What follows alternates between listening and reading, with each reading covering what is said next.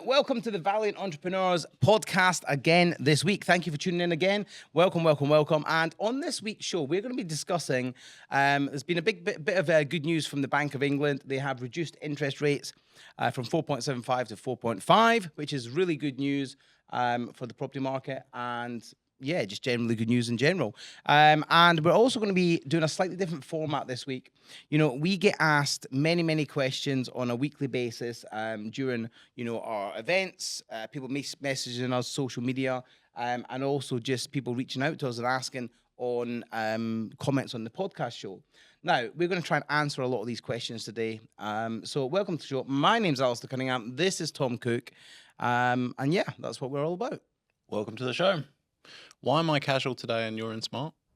It's usually the other way around.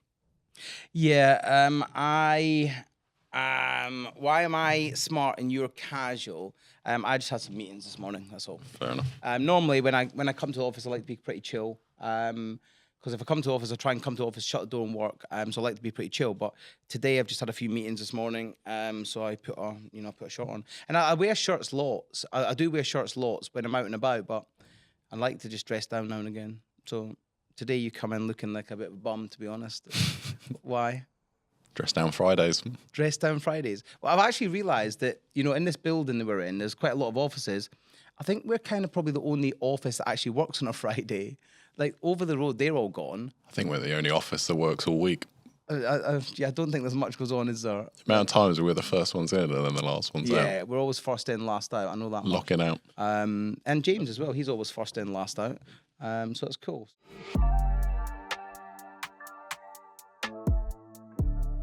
This week's show, what we're going to talk about? Right. This is your bag. This is your expertise. Mm-hmm. So the interest rate's gone down. Hope not. Yeah, it's gone down. I think a lot of people are seeing that and they've heard about that and they're probably thinking, well, what does that mean? Well, it literally was just announced this morning. So what does it mean? All right. What it means essentially is over the course of the next 6 months, perhaps, you're going to start to see it reflected in lending. Because obviously the interest is, it's the Bank of England base rate, and then a lot of lenders will add whatever their rate is on top of that, and then that'll give you your rate for the mortgage. Okay.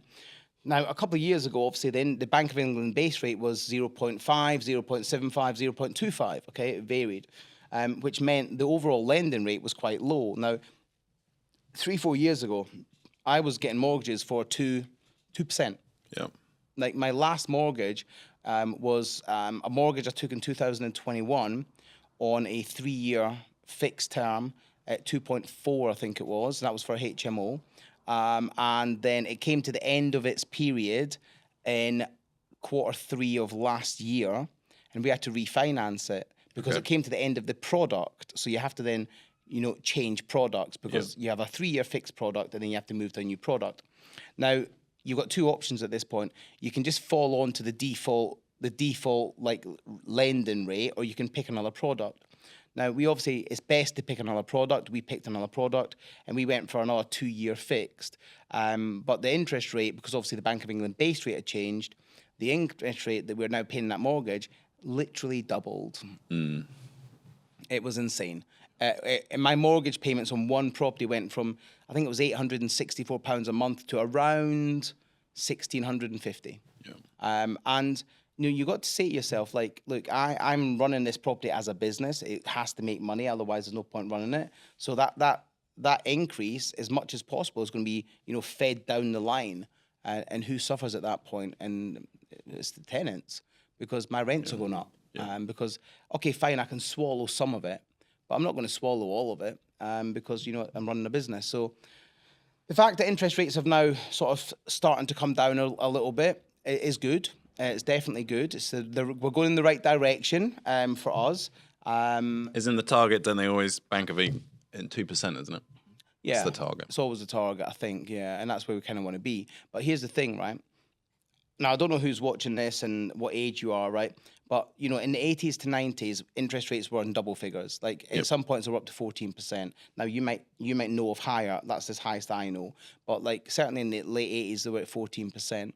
And people were still doing property. Now, albeit, they might have had different strategies and they might have had different ways of doing it. But the reality is property was still a thing. Okay, it didn't kill the property market. It might have slowed it down a little bit. So in my career in the property sector, this is the highest it's ever been. You know, it's never. It was obviously at 5% a little while ago, but this is the max it's ever been. So it's never been above sort of the Bank of England base rate was never been above 5%. It was at 5.25, sorry. So it's never been above, like, it's always started with a 5, yeah. Certainly in the last couple of years. So for me, this is the top of the worst I've seen it. But for many watching this, you'll have seen it worse. And you might be thinking that Alasdair, you've got no clue, because when I was doing this, I was 12, 13, 14%. But here's the thing. We knew that after COVID, everyone expected, we know this, property cycles repeat themselves. Whenever there's something goes on, property market dips, then it recovers. You know, in the 80s, we had the the Bank of England base rate went up to like 15%. You had it. I didn't. I wasn't around. Neither was I. Huh? I didn't even exist. Well, you didn't even exist. I had it because I was born in 82, but I didn't know anything about it because I was running around in nappies and running around in fields in Scotland, getting into trouble. Shouting freedom.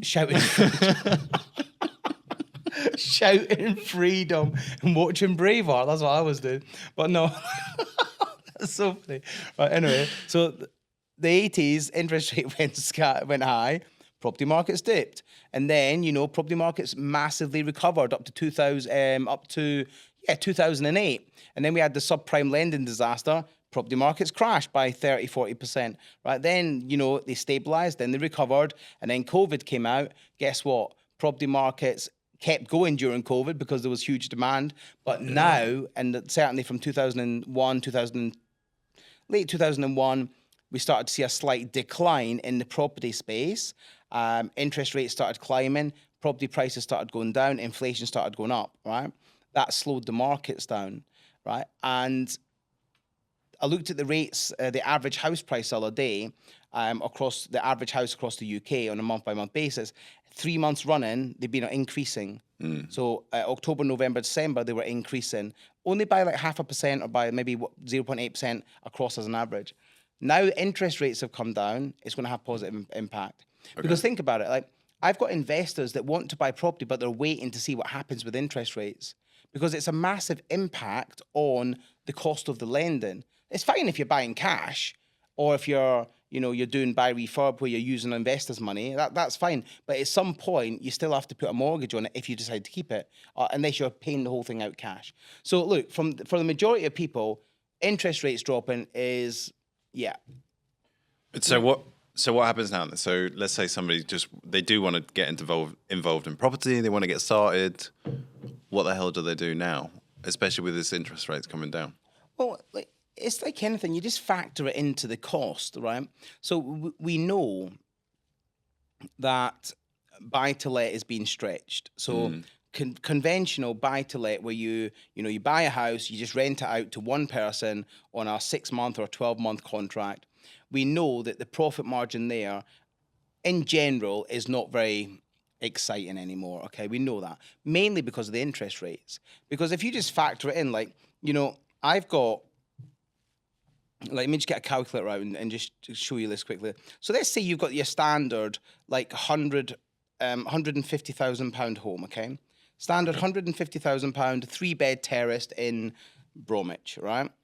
You'd be able to borrow 75% of that. So you'd be able to borrow, I know you probably can't see that, 112,500. Now, 3 years ago, you could have borrowed that at, let's say, 2.5%, or let's say 3% to be like, 2.5, it's buy-to-let. You've done it for 2%. So 0.02, right? That means your annual mortgage would have been divided by 12, your annual mortgage would have been about £2,250, right? It means your monthly mortgage payment would be 187, right? But if you take that now, so you remember 187, right? Buy-to-let lending, 0.5%. So 112,500 times 0.05. That means your mortgage payment has gone up from £2,250 to £56.25. So 2,225 to 5,625. So your mortgage payment's gone from 187 to 468. Interest only still, right? But what's the average rent for a 3-bed terraced in Bromsgrove? £1,000? £800. I don't know. Do the research, will tell you. But my point being is they're getting squeezed, right? Everything's getting squeezed. So buy to let is no longer a viable option in most areas, for most situations. Doesn't mean it's not a good investment. It's still a good investment long term. But from a short term cash flow point of view, all you got to do is have one boiler break, one tenant not pay you, and then the profit margin is so low on a monthly basis, it's not worth doing, in my opinion. I think your money's better spent elsewhere. Yeah, it sounds like you're saying there's other strategies where you can get more profit out of it. Oh, HMOs, for instance. I've got one HMO. The rooms rent out. There's 5 rooms, so 4 rooms get 750. So that's 3,000, and 1 room gets 675. So we're making 3,675 every single month on that property. You know, the mortgage on that is, with the new rate, the mortgage is about £1,400 a month. We're still making substantial profit on that property. So we can afford a slight increase in the rates. Does that make sense? Yep. We don't want it, but we can afford it. So all I'm saying is the property is still massively strong, and it's going to get even stronger. I really believe it's going to get stronger, right? You just have to know your strategy. Like, buy to let's great if you're a cash investor and you're happy to just put your money in there and sit and wait. And I've got people, you know, reaching out to me, speaking to me all the time, because all they want is buy to let, because they're safe, they're easy, they're simple, they're easy to find. Yeah. Massive long-term growth, but it's not so much short-term cash flow. If you're buying cash, obviously you get the full cash flow every month, but you know, it's not always the best way to do it. But I've got some investors from Hong Kong, and all they want is, you know, buy to lets in Northamptonshire for like £250,000. They just want to pay cash. They want 3 or 4 a year. That's all they want. Yep. Right, but they want to pay cash, and they want it because it's a university town, and they want to just, you know, rent them out. So like, buy to let is not the greatest way forward. Perhaps HMO is. HMO is a great way to do it, and that's kind of where I would be. I would be like, if a buy to let doesn't work, could it work as a HMO? Do you think, because you said earlier this year it was going to be more about lease option agreements this year, do Yeah. you still think that is the case? Yeah, because again, inflation's still at an all-time high. Yeah. Like, I don't know about you. What do you think to the general feeling amongst the marketplace and the world around January? Did you think it was an affluent month or a bad month? Do you think people have got money, not got money? Do you think people are struggling or not struggling? Oh, people were keeping their hands in their pockets. Massively, isn't Yeah. they? Right, and you know, And I've never felt it like that before. I think it's been the worst January we've seen for a long, long time. And it's not just me saying this. I've got a lot of friends in business that are all saying the same thing. Now, I was this morning at my barber's. Have a look. It's nice, isn't it? Comment down below. What do you think of the haircut? Yeah. I was at my my barber's, Liam, right? Lovely young man. And I was chatting to him, and he said he had the busiest December he's ever had, and then the worst January he's ever had. Cancels it out. And he said it's absolutely dismal. Like, he was struggling to book people in December. Now he can get you in within an hour, and it's just crazy. And also his girlfriend is in a band, and he was talking about, like, they play in all these bars and things like that. But the bars are dead. All the bars are dead. And like, I've been going out with colleagues for drinks, things like that, and the bars are dead. Like, you go on a Tuesday night to a really popular bar, and there's 5 people in there. Absolutely dead. And some of the most popular bars and restaurants I know in Leeds, they are shutting their doors now during the week and only opening Thursday, Friday, Saturdays, because they're just not getting any clients. So yeah, I think massively the certain aspect, certain parts, certain demographic of the country are struggling financially, and you know, I think lease options are going to be rife. There's going to be plenty of opportunities for lease options. One of our clients is just taking a lease option on a huge property in Brighton, because you know, the client had just had enough and just wants to get out. And I'm speaking to another client at the minute who's about to do a lease option on a property up in the Lake District, where the vendor just can't sell it.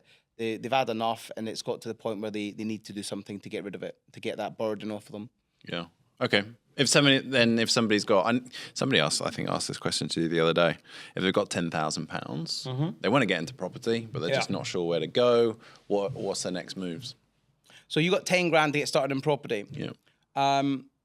Listen, I started in property with less than £4,000, and I built up in excess of 7-figure property portfolio, okay? And I'd done that from £4,000. So if you've got 10 grand, you're twice as better as your starting position is 2 times better than mine was. So what you've got to do is you've got to, number one, have a clear strategy of what you want to do. How are you going to make that money work hard? Like, now that money working hard might be that, you don't invest it in property, you invest it into training. Because honestly, when I started, I didn't have lots of money. I had to learn what I didn't know in order to make that money go further. So, like, to be honest, there's two types of property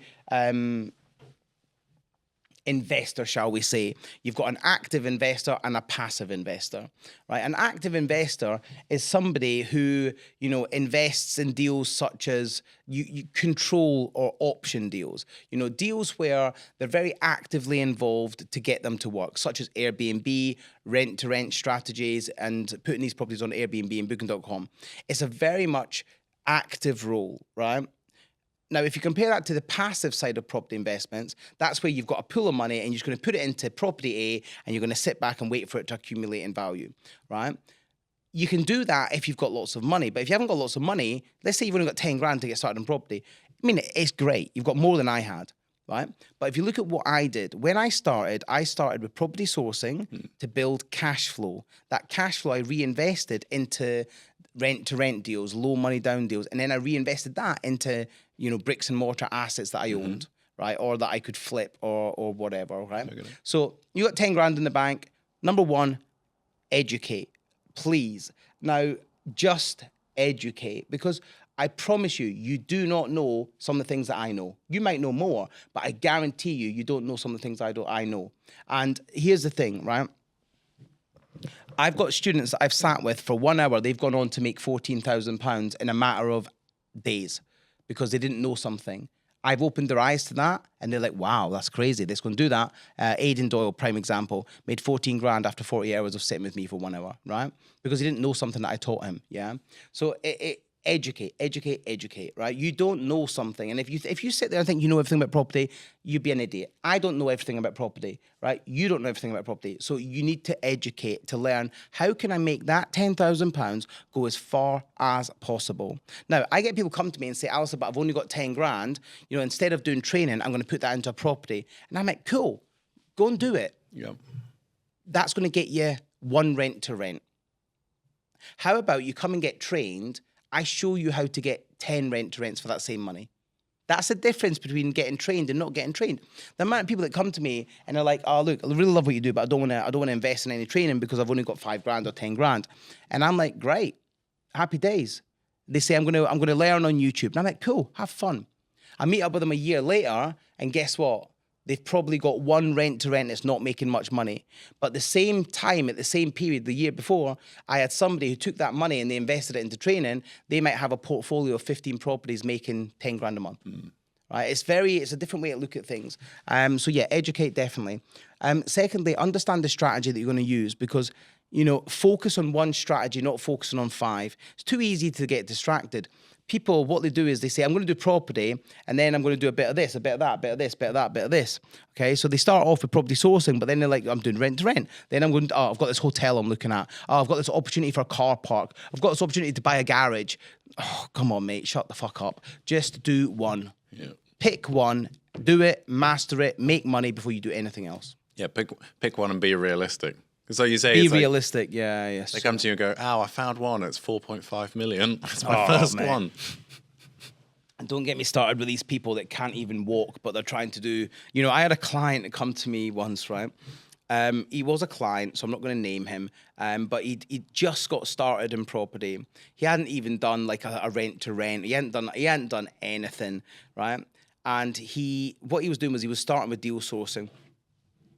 So he was going out and he was viewing buy-to-let properties. We sat with him, we helped him with strategy, we helped him with areas, and he was out viewing buy-to-let strategies. So great. A couple of months went by and I got an email from him, and he's trying to broker a deal with this. He's trying to broker a deal with a shopping centre in Milton Keynes. Central Milton Keynes Shopping Centre has been for sale for like 10 years. And he was telling me about how he's got this shopping centre, you can buy it for X and blah, blah, blah. It's got all this potential for value. And he was like, I've been speaking to the agent. They're up for me presenting an investor to them to do it. And he's trying to broker a deal where he gets this big fat finder's fee. I'm like, mate, just no. I love the ambition, but come on. Yeah. Like, come on. It's like me suddenly telling you, say, Tom, you know, I've got a dad bod, I'm a little bit overweight. Oh, by the way, next week I'm doing Mr. Muscle UK. And you're going to laugh at me, ain't you? I won't laugh. I'll be like, that's awesome. Well done. No, you wouldn't.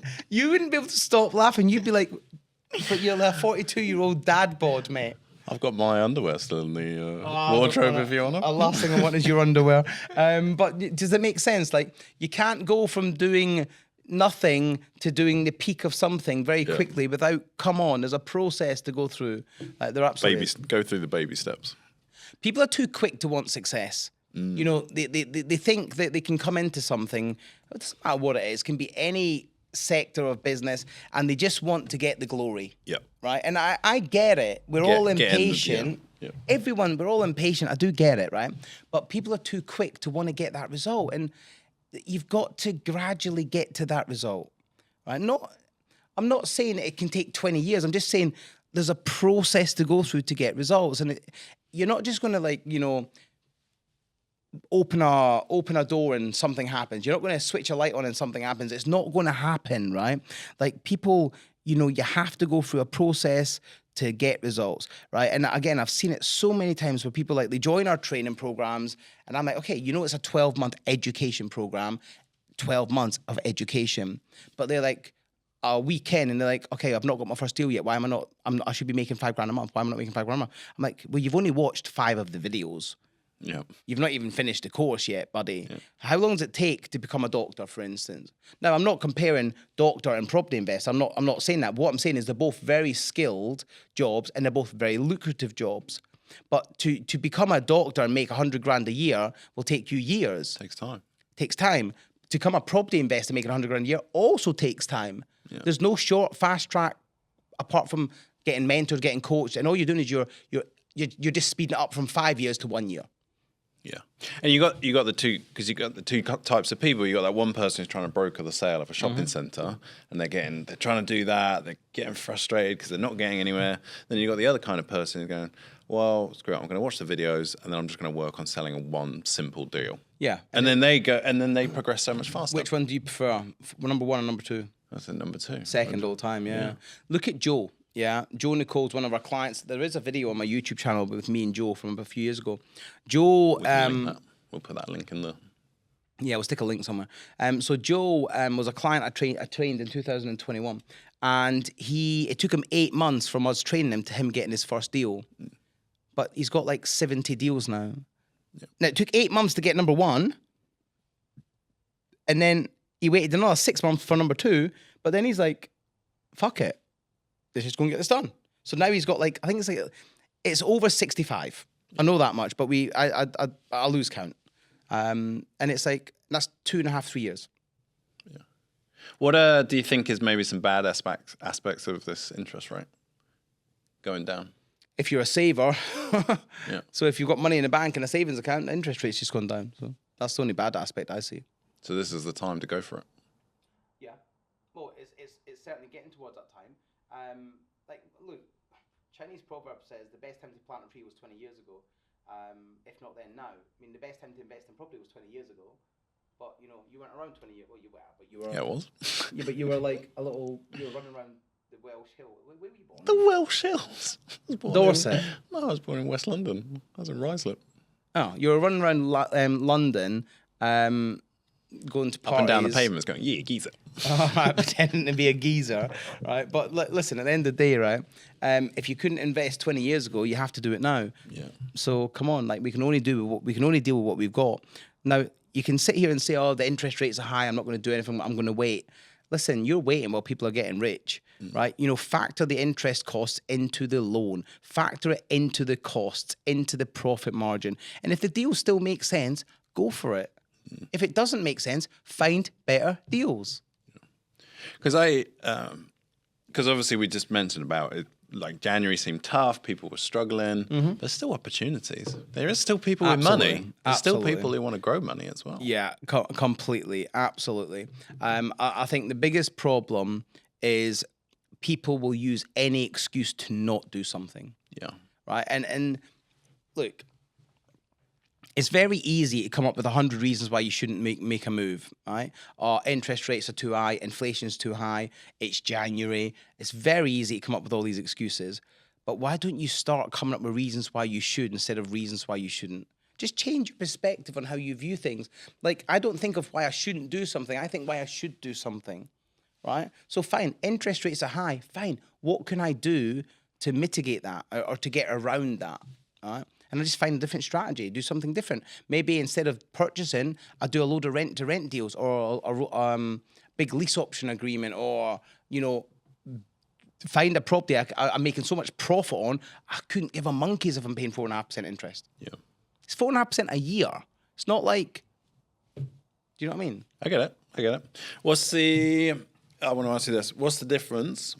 We talked a lot about this. What's the difference between a property entrepreneur and a property investor? Entrepreneurs are people like that are doing property sourcing, people that are active in the business. And so sourcing, rent to rent, service accommodation, that's fine.